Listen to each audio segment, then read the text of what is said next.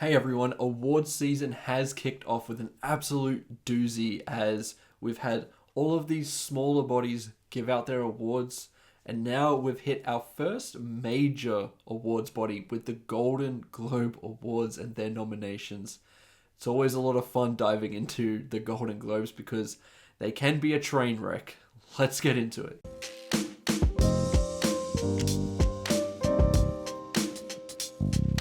Okay, this was a strange lineup. I don't know how I feel about it yet. There's definitely some things that I enjoyed seeing pop up and some other things that I was bitterly disappointed by, and I'm going to get into both of those here right now. Firstly, though, I have to talk about the presentation of these nominations. The Golden Globes, as I said, can sometimes be a train wreck, and every time they announce their nominations, it's always so awkward and so poorly done. It feels like a homemade production a lot of the times, and that's what happened here. I mean, you only get that from the Golden Globes. You know, we have mispronunciation of nominees. We have, for some reason, having the stream of these nominations on two different channels. So they announce half the nominees, cut that live stream off, and you had to go to another one for them to announce the rest of them. I mean, how fucking hard is it to read a bunch of names off a piece of paper? The Golden Globes make it look very difficult, and they somehow did it again. They always top themselves, and I love watching it. Okay, so firstly, a lot of the stuff that you would expect to see nominated in the lead up to awards season pretty much got confirmed here. I mean, Anora did really well getting nominated in pretty much everything it needed to. Conclave got a lot of nominations. It did extremely well. I was surprised to see the Isabella Rossellini nomination because I hear that she doesn't have that much screen time in the movie. But alas, she popped up here. The Brutalist Boys were eaten right because that movie popped up everywhere it needed to. Wicked did everything it needed to as well. And the huge overperformer I thought was Amelia Perez. Yes, I was expecting the Globes to really enjoy that movie, but maybe not quite as much as what they did. I mean, it got nominated practically everywhere. I mean, it has to be considered as a record or close to it.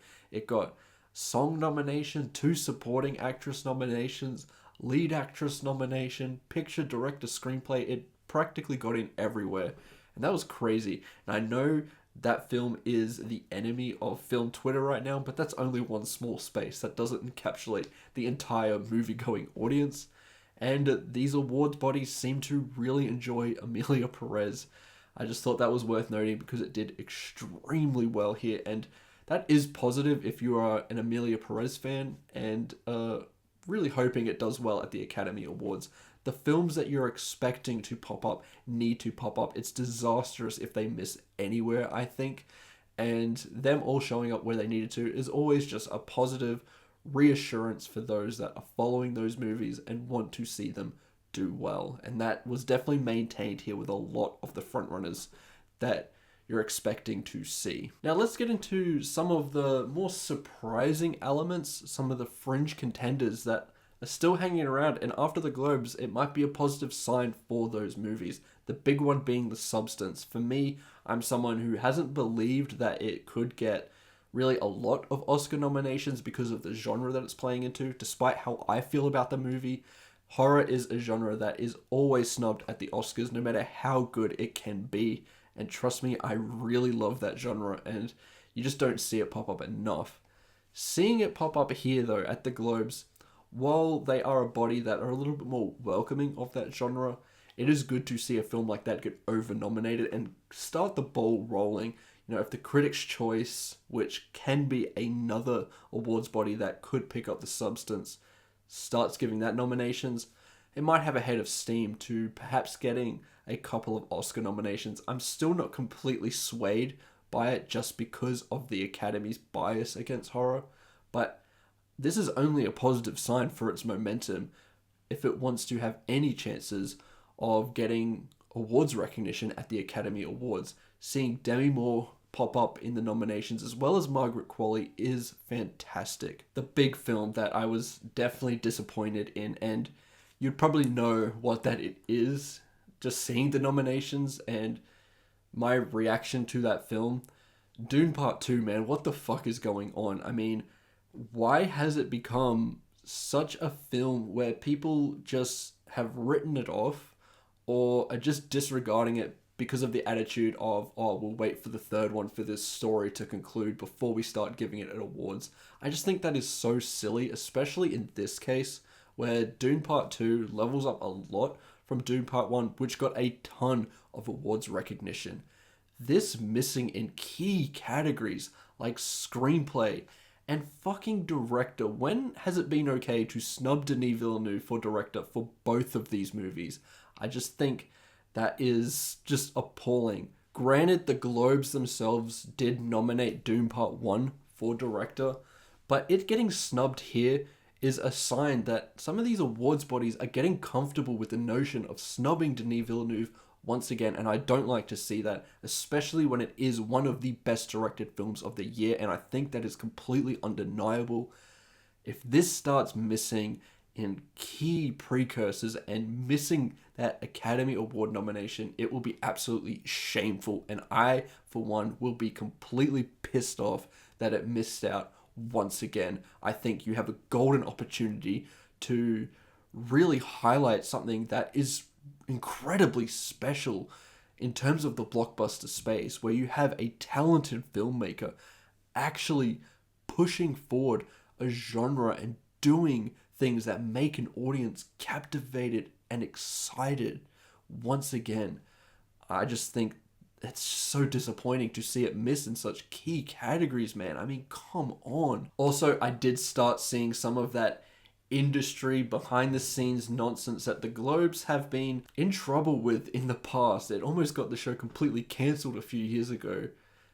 It started to pop its head up again with one particular nomination that shocked me a little bit, but I wasn't completely surprised by it, and that was the nomination for Kate Winslet for Lee, a film which I think has had zero impact on really anyone except for maybe a few small handful of people. What made me not so surprised that this film got a nomination for Kate Winslet was because it is going down the exact same route of campaigning that Andrea Riseborough did for To Leslie, where that nomination just completely appeared out of nowhere with absolutely zero precursors to show for it, because they utilized the industry to promote the fuck out of that performance. And I did start seeing that pop up once again for Lee. You see The Rock saying to Kate Winslet about how incredible the performance is and how it fucking changed their life and all this rubbish. And I don't like seeing that because it doesn't feel like it's based on merit at all. It's just based on schmoozing, and the Golden Globes are attracted to celebrity status and that drawing the audience to watch this show. The Golden Globes, whether you like it or not, are one of the most popular awards bodies. It is one of the most viewed, I believe. The Academy Awards is obviously the big one and the one that has the most respect. The Golden Globes is kind of a joke, but it does attract viewership and does kick off awards season with a bang. And I don't know whether Lee is going to show up at the Academy Awards, but I am not fucking ruling it out. Kate Winslet is a real possibility, and this nomination just shows that. A really big one that I was pleased to see pop up and gives me some inkling of hope, even though I'm not 100% confident that it will show up at the later precursor awards and the Academy Awards, is Challenges. Man, this thing needs to get nominated for so much stuff. It is such an interesting and exciting movie. And to see it pop up in categories where it was rightfully, deservedly worthy of nominations, like Best Actress for Zendaya in a musical or comedy, Best Score, and Best Picture. I absolutely love those nominations, and I really want to see that show up later on and build momentum because it is so worthy of it. And I feel like some of these movies that released earlier in the year are just being forgotten about because these awards bodies have fucking goldfish brains and only want to nominate the films that came out October onwards through the festival runs and what is campaigning the hardest, rather than looking at the entirety of the year and looking truly at these films equally, not with recency bias. I know that is hard to do sometimes. A lot of us are guilty of being wrapped up in the new thing. But come on, some of these movies that appeared early in the year are pretty special and are deserving of recognition. And I think Challenges is one of those movies. The last small thing I want to talk about is kind of a duo package, but they're kind of connected. And that is The Apprentice, as well as Sebastian Stan. So Sebastian Stan got nominated twice. One for A Different Man in the musical comedy category, and one in the drama category for his portrayal of Donald Trump in The Apprentice.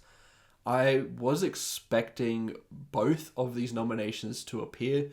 Firstly, because the musical comedy category has kind of become an experimental category, especially in the lead acting one, where you just see a lot of strange, more independent and interesting films pop up. I mean, seeing Jesse Plemons appear as a nomination for Kinds of Kindness, I love that. It's just something out of the books, and it's something a little bit different to the same row of nominees that are going to appear award show after award show. To see some of these names pop up is always refreshing. Sebastian Stan appearing in the musical comedy category was not a surprise to me. The drama one, he had a little bit more to go up against, obviously playing a very controversial figure at a very controversial and difficult time right now. But I kind of saw it coming for many political reasons and just because of the time it represents. And let's be honest, just based on merit alone, I think he absolutely nailed that performance and is deserving of recognition.